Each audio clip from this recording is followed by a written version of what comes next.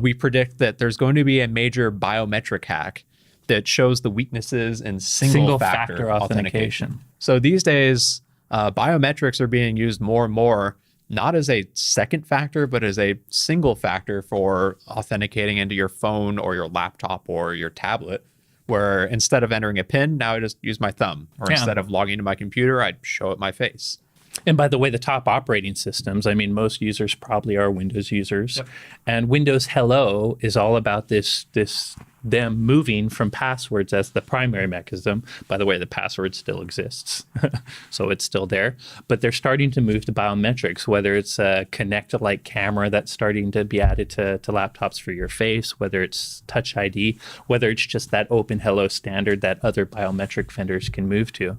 But my biggest worry here is we all know why this is happening. We've been seeing the quote-unquote death of the password. I think death is too hard, but we're seeing the weakness of passwords. And we're also seeing that human psychology and human nature means that passwords can never be as perfect as, passwords could be a good authentication token, but humans don't use them right. And even if you are using them perfectly right, they can still occasionally be hacked. But rather than starting to do multi-factor, what I see happening in the industry is everyone is just saying, okay, fine, passwords are dead. Biometrics, they're so easy. You just look at it, you get on. That's the way to go. Let's just go biometrics. We'll be secure. We won't have the password problem anymore. Yay. But that's not the case. I mean, we've seen biometrics hacked a lot. I mean, you probably... Gummy bears, even. Yeah. I mean, guys melting down gummy bears to replicate fingerprints. Getting fingerprint tends to sometimes take physical access. But if you think about the OPM hack, do you remember that one? That's when allegedly Russia, nation-state actors got some data from U.S. government, and many intelligence officers have their fingerprints on file. They actually stole a bunch of fingerprints. So without cutting off their fingers? Without even having physical access to a glass they touched, without doing dumpster diving or the other techniques you need.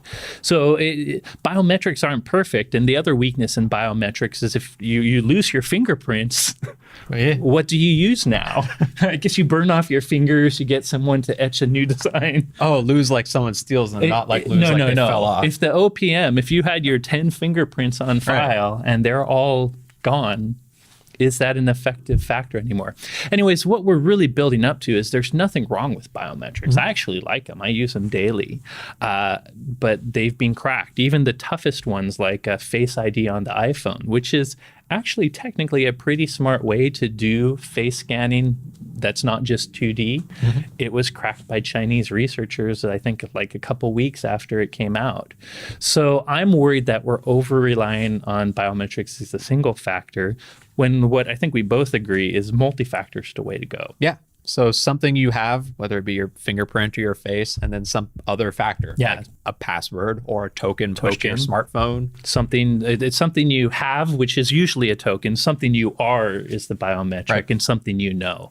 Don't care what your factors are. If usability is your thing and you think passwords aren't usable, use a biometric and then use maybe mobile device DNA, something about the hardware that you have as a second factor. You can combine factors in tons of different ways. And while we're talking about it, in the prediction, we're picking on biometrics because that seems to be where the industry is going.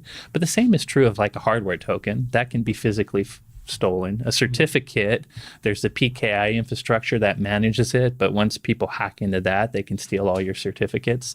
There's never going to be a factor that's a 100% effective. So I really think what we should focus on is combining them, not just picking one factor we think will be a panacea when it won't. Yeah. And at WatchGuard, we've got Auth as our multi-factor solution, which does use both biometrics and tokens and mobile DNA as we described. Yep, passwords, and it does a lot of cool things that make it even harder, where if you try to image a phone, there are ways to actually sometimes get quote unquote hardware factors if it's a more soft factor by imaging something, the software running on that thing. But we do a lot of tricks so that even if you imaged it and ran it in a virtualization system, it's not going to have the same DNA. Yeah. So our defensive tips, I feel like we hit them, but really just don't rely on a single factor. As biometrics roll out and more people push them, one, feel free to use them. They really do help with usability, but realize that a biometric by itself is still a single factor and try to combine more than one of them. Yep.